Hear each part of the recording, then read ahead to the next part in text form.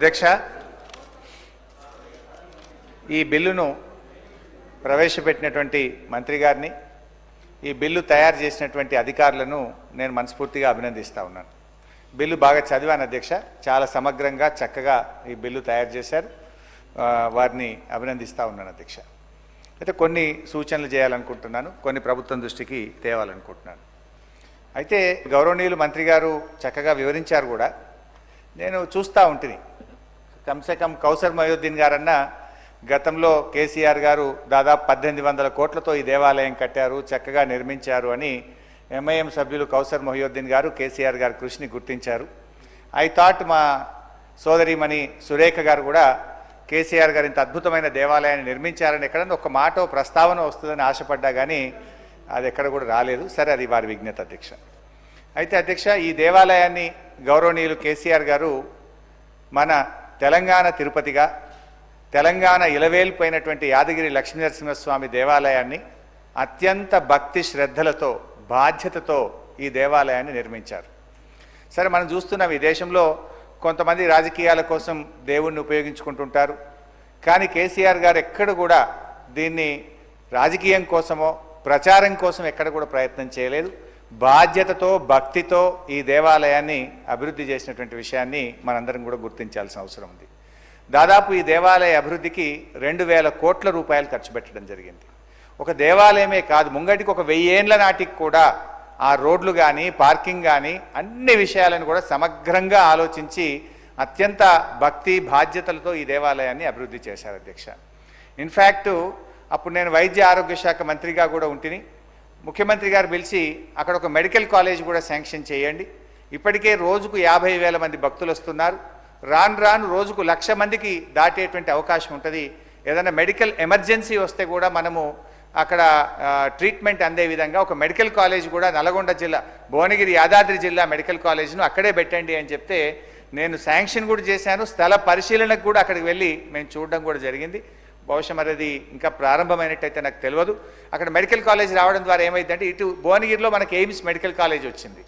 So Yadadri దగ్గర government medical college అక్కడ పెడితే ఏమైందంటే 2 మెడికల్ కాలేజీలు ఉంటాయి. వచ్చేటువంటి వేలాది మంది భక్తులకు అక్కడ కొంత ఏదైనా హెల్త్ ఎమర్జెన్సీలో కూడా వైద్యం దొరుకుతుంది అనేటువంటి దూరదృష్టితో నేను వెళ్ళి స్థల పరిశీలన అప్పటి ఎమ్మెల్యే గారు మేము చూసాము. మరి అది రానట్టుంది, అది వస్తే మంచిదేమో ఆలోచించండి భక్తుల కోసం. ఎందుకంటే ముసలి వాళ్ళు వస్తారు, పేదలు వస్తారు, ఏదైనా ఎమర్జెన్సీ వచ్చినప్పుడు వైద్యం కూడా అందుబాటులో ఉండాల్సినటువంటి అవసరం ఉంది.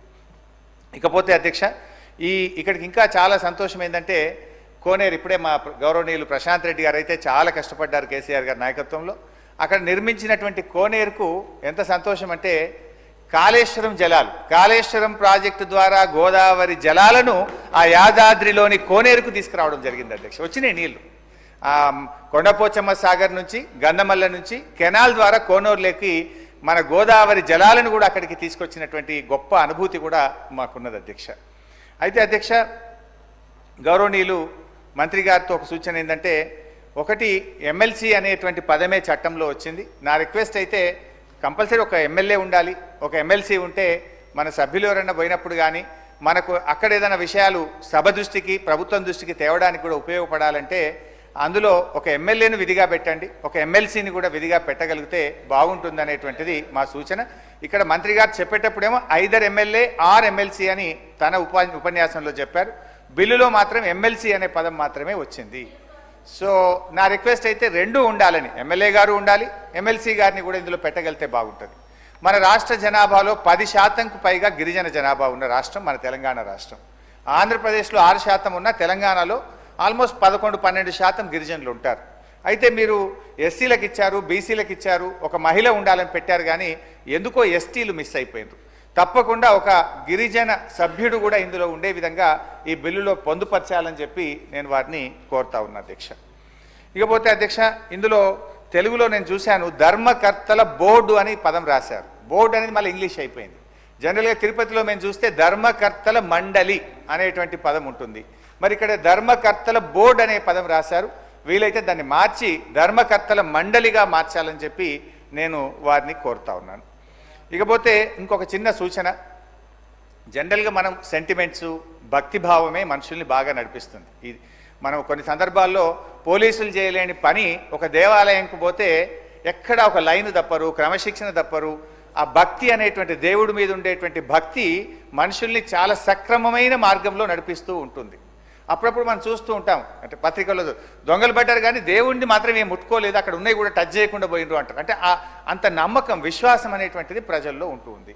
ఇక్కడ నా సూచన ఏంటంటే, జనరల్గా తిరుపతిలో మీరు చాలా వరకు తిరుమల తిరుపతిని ఫాలో అయినవని చెప్తూ వచ్చారు. తిరుపతిలో అక్కడ ఈవో కానీ జేఈఓ యొక్క జీతాలు తిరుమల తిరుపతి దేవస్థానం నుంచే ఇస్తారు. అంటే ఆ హుండీ డబ్బులు, భక్తులు ఇచ్చిన డబ్బులు, దేవుని సొమ్ము నుంచి జీతం తీసుకుంటున్నామంటే ఏమవుతుంది? అరే ఇది దేవుని సొమ్ము తింటున్నాము, నిజాయితీగా పనిచేయాలి, జాగ్రత్తగా పనిచేయాలనేటువంటి భక్తి భావం ఉంటుంది, బాధ్యత ఎక్కువగా ఉంటుంది. ఈ బిల్లులో మీరు అది పెట్టలేదు. ఆ తిరుమల తిరుపతిలో ఈవో జేఈఓలకు ఎట్లయితే ఆ దేవస్థానం డబ్బులు, హుండీ డబ్బుల నుంచి జీతం ఇస్తున్నామో, ఇక్కడ కూడా హుండీ డబ్బుల నుంచి, దేవాలయ డబ్బుల నుంచి జీతం ఇచ్చినట్టయితే, జీతం పెద్ద ముచ్చట కాదు. ఈ దేవాలయం ఇప్పుడు ఇప్పటికే 250 కోట్ల రూపాయల ఆదాయం వస్తున్నది. ఇద్దరు ఉద్యోగులకి ఇప్పుడు మన దగ్గర ఉంటున్నటువంటిది ఒకటి ఈవో, రెండవది మీరు ఎఫ్ఏ అండ్ సిఏఓ అంటే చీఫ్ అకౌంట్స్ ఆఫీసర్, ఇద్దరు బయట నుంచి ఉద్యోగులు పనిచేస్తున్నారు. ఇద్దరు బయట నుంచి ఉద్యోగులు, మిగతా వాళ్ళంతా టెంపుల్ ఉద్యోగులు. తిరుమల తిరుపతిలో ఎట్లయితే ఈవో జేఈఓకు దేవాలయం నుంచి జీతం ఇస్తున్నామో, ఇక్కడ కూడా EO and FA and CAO కూడా మీరు దేవాలయ డబ్బుల నుంచి జీతం ఇస్తే భయము, భక్తి, ఆ సెంటిమెంట్ ఉంటుంది కనుక బాధ్యతతో పనిచేస్తారనేటువంటిది నా సూచన. దాన్ని బిల్లులో పొందుపరచాలని చెప్పి కూడా నేను వారిని కోరుతా ఉన్నాను. ఇకపోతే ఈ బిల్లులో మీరు అన్ని పెట్టినారు చాలా వరకు. జీర్ణ దేవాలయాల పునరుద్ధరణకు కూడా ఈ దేవాలయంకి వచ్చే ఆదాయం నుంచి ఖర్చు పెట్టడానికి తిరుపతిలో ఒక ట్రస్ట్ పెట్టుంటారు. ఇక్కడ కూడా యాక్చువల్గా అన్నదానం ట్రస్ట్ ఉంది, కానీ ప్రచారం ఇంకెక్కువ జరిగితే చాలామంది భక్తులు డబ్బులు ఇవ్వడానికి రెడీగా ఉంటారు. దానికి కూడా ఒక ట్రస్ట్ ఏర్పాటు చేసి ఈ దేవాలయం నుంచి వచ్చే ఆదాయం ద్వారా, ఆ ట్రస్ట్ ద్వారా ఈ రాష్ట్రంలోని జీర్ణ దేవాలయాల పునరుద్ధరణకు కూడా మరి వెసులుబాటు కల్పించే విధంగా ఈ బిల్లులో ప్రవేశపెట్టాలని కోరుతా ఉన్నాను. మంత్రి గారు ఈ బిల్లులో ఏమన్నారంటే 100 కోట్ల రూపాయల పైగా ఉన్నటువంటి ఆదాయం ఉన్నటువంటి దేవాలయాలకు ఈ ట్రస్ట్ బోర్డు ఏర్పాటు చేసే వెసులుబాటు కల్పించాము అని చెప్పారు.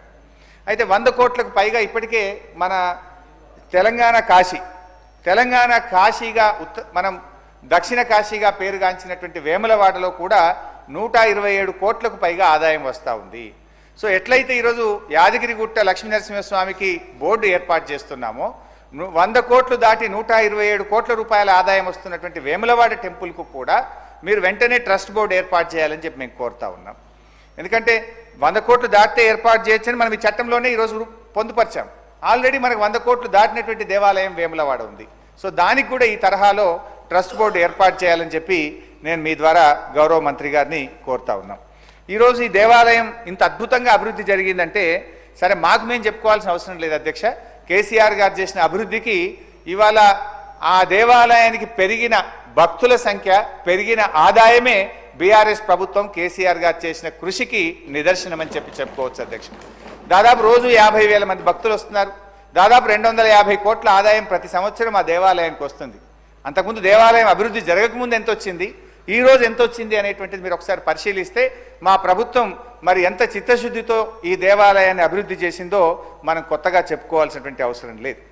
బీఆర్ఎస్ ప్రభుత్వంలో ప్రభుత్వ ఆలయాలకు మేము పూర్వ వైభవం తెచ్చాం, పురోగమనం వైపు తీసుకుపోయాం అధ్యక్ష. దురదృష్టం ఏంటంటే 15 నెలల కాంగ్రెస్ పాలనలో దేవాలయాల అభివృద్ధి పూర్తిగా తిరోగమనం పట్టింది. ఎందుకో ఏమో ఆర్థిక శాఖ నుంచి దేవాదాయ శాఖకు నిధులు విడుదల కావడం లేదు. అసలు ఎక్కడికక్కడ పనులు ఆగిపోయినటువంటి పరిస్థితి ఉంది అధ్యక్ష. గత చరిత్ర కూడా చూస్తే అధ్యక్ష, గతంలో ఎప్పుడైనా దేవాలయాల నిధులు రాష్ట్ర ప్రభుత్వాలు అభివృద్ధి కోసం వాడుకున్నటువంటి చరిత్ర ఈ రాష్ట్రంలో ఉంది. ఏ రాష్ట్ర ప్రభుత్వం కూడా ప్రభుత్వ నిధులు దేవాలయాలకు ఇచ్చిన పాపాన పోలేదు. కానీ మొట్టమొదటిసారిగా కేసీఆర్ గారు రాష్ట్ర ప్రభుత్వ నిధుల చేత దేవాలయాలను నిర్మించినటువంటి చరిత్ర బీఆర్ఎస్ పార్టీకి కేసీఆర్ గారికి ఉంది. అందులో ఒకటి యాదాద్రి లక్ష్మీనరసింహస్వామి దేవాలయం అధ్యక్ష. దేవుడు బాగుంటే రాష్ట్రం బాగుంటుంది, రాష్ట్రం బాగుంటే రాష్ట్ర ప్రజలందరూ బాగుంటారని మేము నమ్మినాం అధ్యక్ష. అందుకే మనం, ఎందుకంటే తెలంగాణలో అనేక పుణ్యక్షేత్రాలను మరి దేవాలయాలను అభివృద్ధి చేసేటువంటి ప్రయత్నం చేసినాం.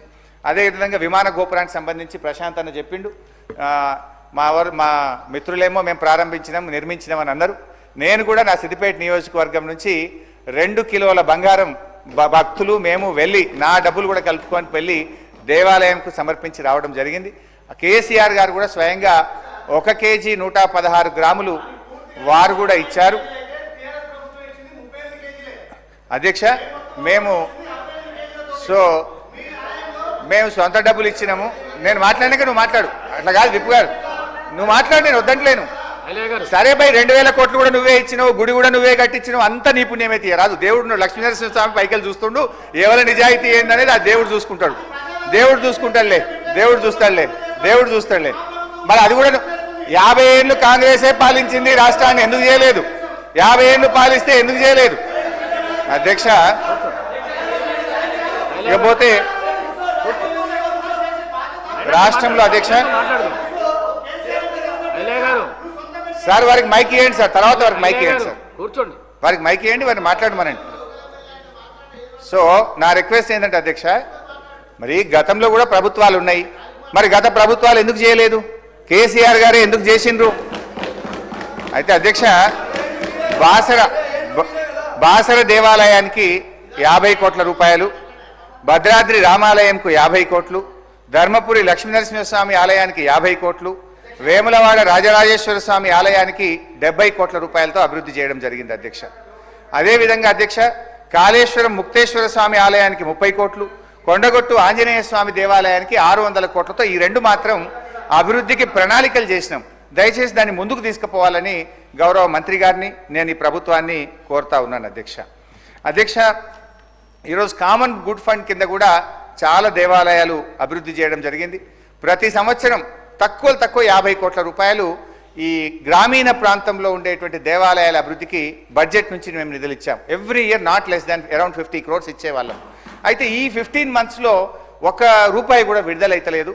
మరి గతంలో CGFలో శాంక్షన్ అయినటువంటి టెంపుల్స్ను డెవలప్ చేయడానికి కూడా ప్రయత్నం చేయాలి, వాటికి టెండర్లు పిలవాలి, ఆ పనులను ముందుకు తీసుకుపోవాలని చెప్పి మీ ద్వారా నేను గౌరవ మంత్రి గారిని కోరుతా ఉన్నా. ఇకపోతే అధ్యక్ష నేనేమి చెప్పే దాంట్లో డీవియేషన్ ఉంటే తప్పు ఉంటే మంత్రి గారు సమాధానం చెప్పమనండి. నేను మంచి అన్న బిల్లు బాగా రూపొందించిండ్రు, నేను అధికారులను మంత్రి గారిని అభినందించిన, మాకు ఆ ఫెయిర్నెస్ ఉంది, మీకుంటే మీ విజ్ఞత. అధ్యక్ష ఇకపోతే ఉద్యోగుల గురించి వాస్తవంగా చెప్పాలంటే దేవాలయ ఉద్యోగులకు గతంలో ఎప్పుడు కూడా రాష్ట్ర ప్రభుత్వం నుంచి జీతాలు ఇచ్చేవాళ్ళు కాదు. వాళ్ళకి ఏమైందంటే ఆ దేవాలయ హుండీలో డబ్బులు వస్తే వాళ్ళు జీతాలు తీసుకునే పరిస్థితి. సంవత్సరానికి ఒకసారి జాతరనో సంవత్సరానికి ఒకసారి కళ్యాణమో ఉంటే ఆ 4-5 నెలల జీతం ఒక్కసారి పడేది వాళ్ళకి. ఒక్కొక్కసారి 3 నెలలు 4 నెలల దాకా జీతాలు రాని పరిస్థితి ఉండేది. కానీ మొట్టమొదటిసారిగా గౌరవనీయులు కేసీఆర్ గారు వారి దృష్టికి, ఎందుకంటే నాకు బాగా గుర్తు, అప్పుడు అయ్యగారులందరూ రోడ్ల మీద ధర్నాలు చేసినప్పుడు కిరణ్ కుమార్ రెడ్డి ముఖ్యమంత్రిగా ఉన్నప్పుడు కాంగ్రెస్ ప్రభుత్వంలో మాకు 010 కింద జీతాలు ఇవ్వాలని ధర్నాలు చేస్తే నేను కూడా ఆ ధర్నాల్లో పాల్గొని ఉంటాను. తర్వాత